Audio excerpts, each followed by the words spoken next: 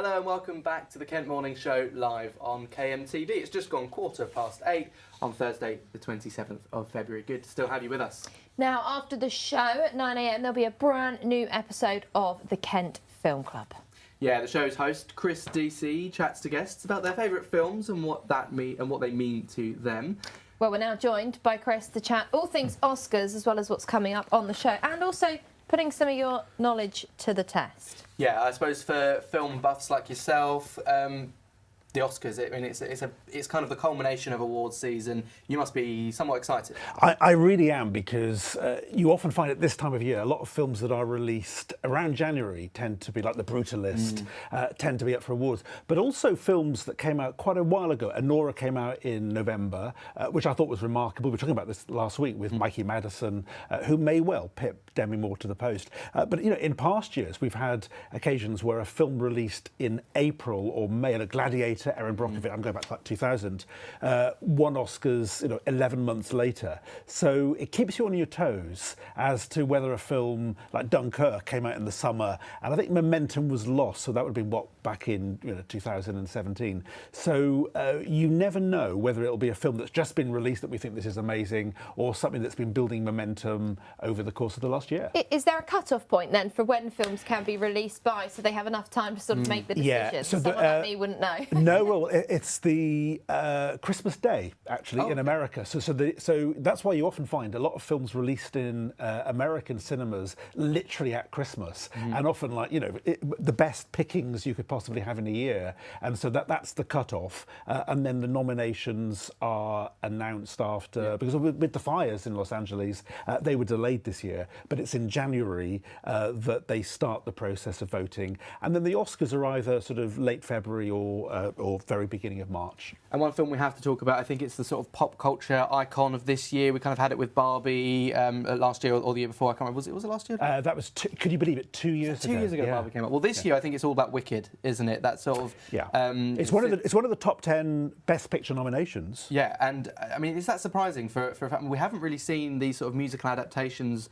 We haven't seen so many of them, but going straight from Broadway to film that have shot right up there. We've had it the other way around. The sort of Back to the Future led to the musical. We've had a Groundhog Day musical, but yeah, Wicked. I mean, it was 1939 that Wizard of Oz came out, and that was the same year as Gone with the Wind. Wicked. Well, do you know? I suspect it'll win a few prizes. Not sure it'll win Best Picture, but I was only thinking about this last night. Maybe that's a question for me, but I think it's going to be a very tight race this year.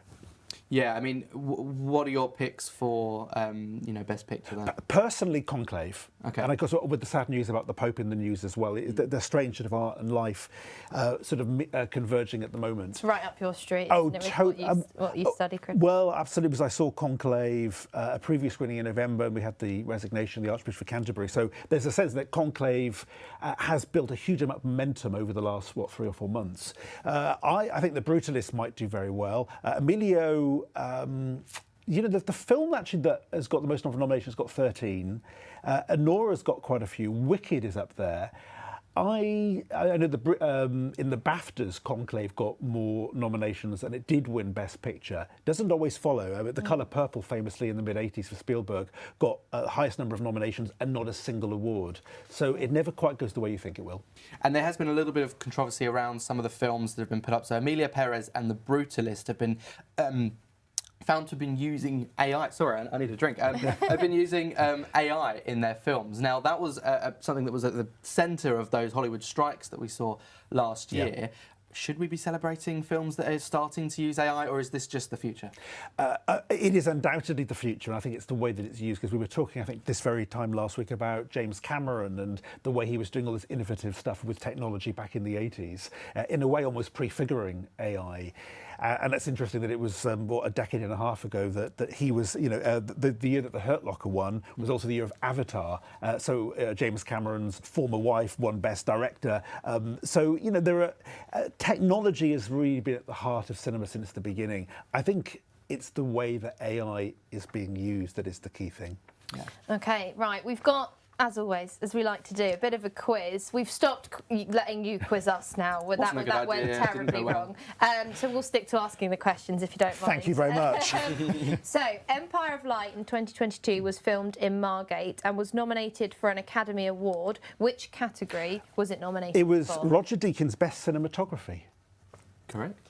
There we go. Very good. Got that one. And if you stop there, I'll be very happy. No, Empire of Light. I mean, that kind of took over Margate at the time, didn't it?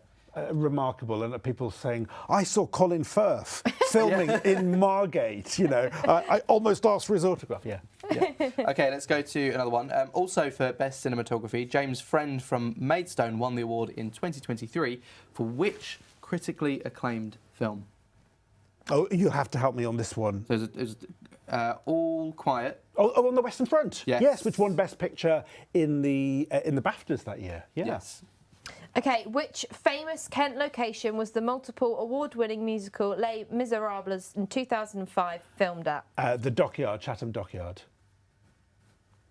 Get up, there we go. Yeah. Absolutely, yes. Historic Dockyard Chatham, of course. It's filmed many, many things. We were talking earlier this week about Call the Midwife, which is filmed there on TV. OK, let's move on to another one. Which Oscar-winning film starring Olivia Colman, was partially filmed at Knoll Park in Sevenoaks? Olivia Colman, well, there was the big one when she plays the Queen, came out, I wanted to call it The Favourite, the one that she won the best Oscar for, beating Glenn Close and Lady Gaga. Should we have a look? And it's called, it is The Favourite.